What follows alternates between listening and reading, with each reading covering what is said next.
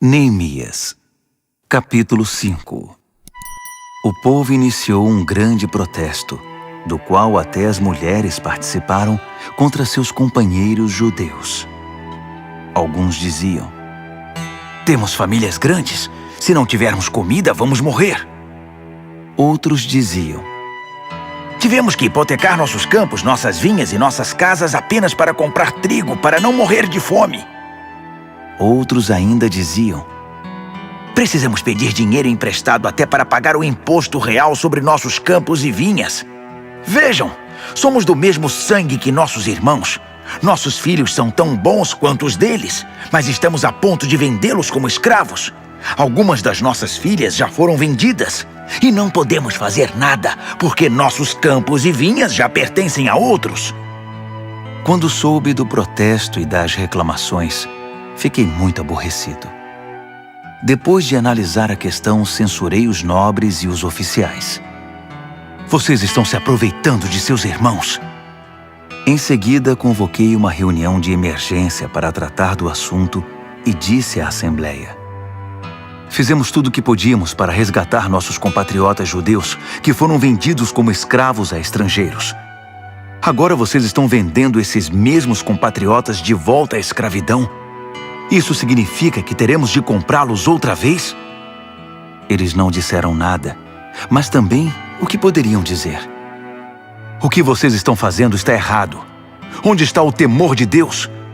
Vocês não se importam com o que as nações ao redor, os nossos inimigos, vão pensar de vocês? Eu, meus irmãos e as pessoas que estão trabalhando comigo também emprestamos dinheiro para eles. Mas é preciso parar com a cobrança de juros. Devolvam a eles os campos, as vinhas, os olivais e as casas. Perdoem todas as dívidas e não cobrem o trigo, o vinho nem o azeite." Eles responderam: "Está bem, vamos devolver. Não faremos mais exigências. Faremos tudo o que você nos disser." Logo depois reuni os sacerdotes e obriguei os nobres e os oficiais a cumprir a palavra dada. Eu mesmo tirei tudo que tinha no bolso, sacudi na frente deles e disse: "Que Deus esvazie o bolso e a casa daquele que não cumprir a promessa. Que seja sacudido e esvaziado." Todos concordaram e disseram: "Vamos fazer assim." E louvaram a Deus. O povo cumpriu mesmo a sua palavra. Desde que o rei Artaxerxes me nomeou governador da terra de Judá, do 20º ano ao 32º ano do reinado de Artaxerxes, nem eu, nem meus irmãos nos beneficiamos da comida destinada ao governador. Os governadores antes de mim oprimiam o povo, exigindo comida e vinho, além de 480 gramas de prata. Até seus auxiliares se aproveitavam do povo. Mas por temor a Deus eu não fiz isso. Eu tinha um trabalho a fazer: construir o muro, e me dediquei a ele. Todos os meus homens estavam envolvidos no trabalho. Não tínhamos tempo para nos preocupar em adquirir propriedades. Além disso, dei de comer do meu próprio bolso a 150 judeus e oficiais provenientes de nações vizinhas. Um boi, 6 ovelhas e vários frangos eram preparados todos os dias. E a cada 10 dias, eu fornecia grande quantidade de vinho. Mesmo assim, nunca me faltou nada. Lembra-te de mim, ó Deus, de tudo que fiz por esse povo. Neemias, capítulo 6. Quando Sambalate, Tobias, Gesem o árabe e nossos demais inimigos souberam que havíamos reconstruído o muro e que não havia mais brechas nele, apesar de ainda não termos posto os portões, Sambalate e Gesem mandaram dizer: "Venha se encontrar conosco em Quefirim, no vale de Ono." Eu sabia que eles pretendiam me causar algum mal. Por isso mandei dizer: "Estou ocupado com um trabalho importante e não posso ir agora. Por que interromperia o que estou fazendo só para me encontrar com vocês?" Eles fizeram o convite 4 vezes, e 4 vezes mandei a mesma resposta. Então, pela 5ª vez, pelo mesmo mensageiro, Sambalate mandou uma carta selada com a seguinte mensagem: Estão dizendo entre as nações, e Gesem confirma isso, que você e os judeus estão planejando uma revolta e que essa é a razão de estarem reconstruindo os muros. Estão dizendo que você quer ser rei e que já nomeou profetas para proclamar em Jerusalém: há um rei em Judá. Tudo isso será relatado ao rei. Você não acha melhor sentarmos para conversar? Mandei dizer: tudo o que você está falando não passa de invenção sua. Eles estavam tentando nos intimidar.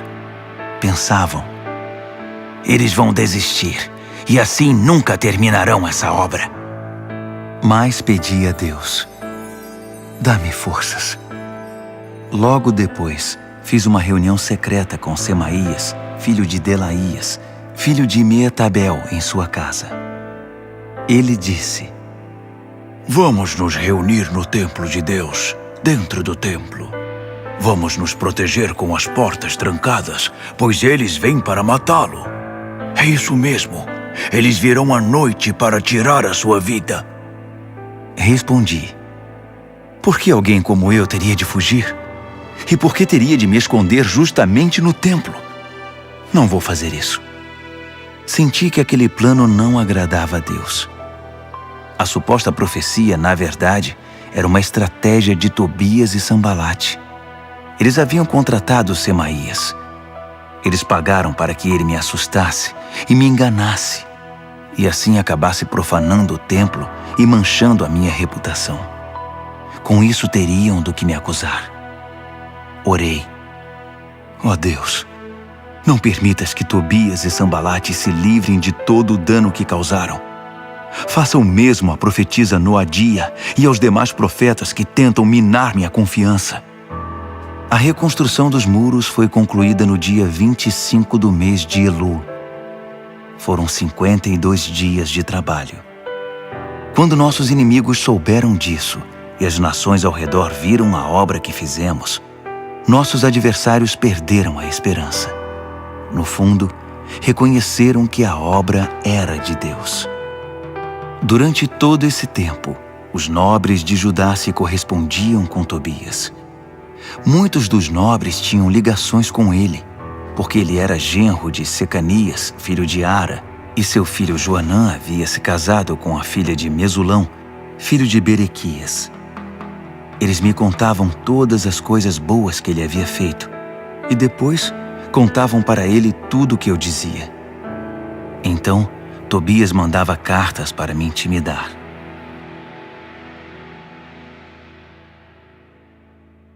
Neemias, capítulo 7. Depois que os muros foram reconstruídos, os portões assentados, e os guardas, os cantores e os levitas designados, nomeei meu irmão Hanani, e com ele Ananias, comandante da fortaleza, para administrar Jerusalém. Ananias era honesto e temia a Deus mais que qualquer outra pessoa.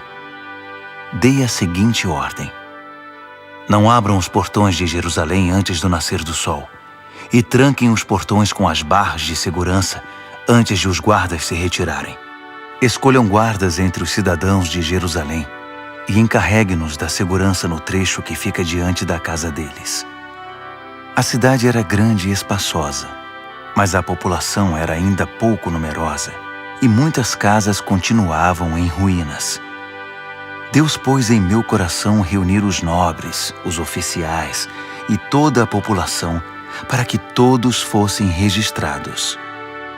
Encontrei os registros genealógicos dos que retornaram do exílio com o primeiro grupo. Estes são os nomes que constavam deles.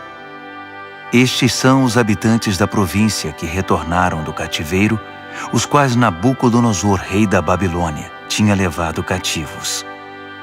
Eles voltaram para Jerusalém e Judá, cada um para sua cidade de origem.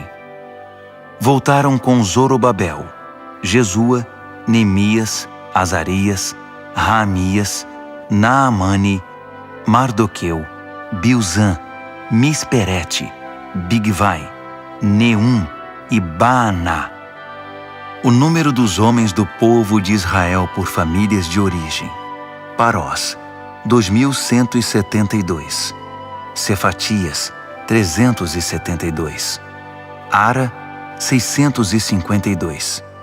Paate-Moabe, descendentes de Jesua e Joabe, 2.818. Elão, 1.254. Zatu, 845. Zacai, 760. Binui, 648. Bebai, 628. Asgade, 2.322. Adonicão, 667. Bigvai, 2.067. Adim, 655. Ater, descendentes de Ezequias, 98. Rassum, 328. Bezai, 324. Harife, 112. Gibeon, 95. Os israelitas identificados por lugar de origem: Belém e Netofate, 188. Anatote, 128. Bet-Asmavete, 42. Criate Jearim, Sefira e Beerote, 743. Ramá e Geba, 621. Micmas, 122. Betel e Ai, 123. O outro Nebo, 52. O outro Elão, 1.254. Harim, 320. Jericó, 345. Lode, Hadide e Ono, 721. Senaá, 3.930. Das famílias dos sacerdotes: Gedaías, descendentes de Jesua, 973. Imer, 1.052. Pazur, 1.247. Harim, 1.017. As famílias dos levitas: Jesua, descendentes de Cadmiel e de Rodeva, 74. Os cantores, os descendentes de Asaf, 148. As famílias dos guardas: Salum, Ater, Talmon, Acube, Atita e Sobai, 138. As famílias dos servidores do templo: Zia, Razufa, Tabaote, Queros, Sia, Padom, Lebana, Hagaba, Salmai, Hanã, Gidel, Gaar, Reaías, Rezim, Necoda, Gazão, Uzá, Pazéia, Bezai, Meunim, Nefuzim, Baquebuque, Racufa, Harur, Baslite, Meida, Harsa, Barcos, Císera, Tamá, Neesias e Ratifa. As famílias dos servidores de Salomão: Sotai, Soferete, Perida, Jaala, Darcom, Gidel, Cefatias, Ratil, Poquerete, Razebaim e Amon. Os servidores do templo e os servos de Salomão, 392. Estes são os que vieram de Tel-Melá, Tel-Harza, Querube, Amon e Imer. Eles não conseguiram provar que eram israelitas. Os descendentes de Delaías, Tobias e Necoda, 642. O mesmo aconteceu com estas famílias de sacerdotes: os descendentes de Rabaías, Racós, Barzilai, que se casou com uma filha de Barzilai de Gileade e era chamado por esse nome. Eles procuraram os registros da família, mas não encontraram. Por isso foram impedidos de exercer a função de sacerdote e considerados ritualmente impuros. O governador determinou que eles não poderiam comer do alimento sagrado até que um dos sacerdotes definisse a situação deles por meio do Urim e do Tumim. O total dos que voltaram do exílio foi 42.360, sem contar os escravos, que totalizavam 7.337. Também havia 245 cantores e cantoras, que possuíam 736 cavalos, 245 mulas, 435 camelos e 6.720 jumentos. Alguns dos chefes das famílias entregaram ofertas voluntárias para a obra. O governador deu ao tesouro 8 quilos de ouro, 50 bacias e 530 vestimentas para os sacerdotes. Alguns dos chefes das famílias deram para o tesouro uma oferta de 160 quilos de ouro e 1.320 quilos de prata para a obra. O restante do povo contribuiu com 160 quilos de ouro, 1.200 quilos de prata e 67 vestimentas para os sacerdotes. Os sacerdotes, os levitas, os guardas, os cantores, os servidores do templo, com alguns outros e com o restante do povo de Israel, encontraram lugar para morar em suas cidades de origem. Neemias, capítulo 8. Por volta do 7º mês, quando todos os israelitas haviam se instalado em suas cidades, o povo se reuniu na praça em frente da Porta das Águas e pediu que o escriba Esdras trouxesse o livro da revelação de Moisés que o Eterno tinha dado a Israel. Então o sacerdote Esdras trouxe o livro para a congregação, formada por homens e mulheres, todos capazes de entender seu conteúdo. Isso aconteceu no 1º dia do 7º mês. Ele leu a revelação de frente para a praça que ficava diante da Porta das Águas, desde cedo até o meio-dia, na presença de homens e mulheres e de todos os que conseguiam entender a leitura. Todos ouviam atentamente o que dizia o livro da revelação. O escriba Esdras estava sobre uma plataforma de madeira construída especialmente para a ocasião. Do seu lado direito estavam Matitias, Sema, Anaías, Urias, Ilquias e Maazéias. Do lado esquerdo estavam Pedaías, Misael, Malquias, Hassum, Rasbadana, Zacarias e Mesulão. Esdras abriu o livro. Todos os olhares estavam voltados para ele, que estava de pé sobre a plataforma, e quando ele abriu o livro, todos ficaram de pé. Esdras louvou ao Eterno, o grande Deus, e todo o povo respondeu levantando as mãos. Amém. Amém. Em seguida prostraram-se com o rosto em terra em adoração ao Eterno.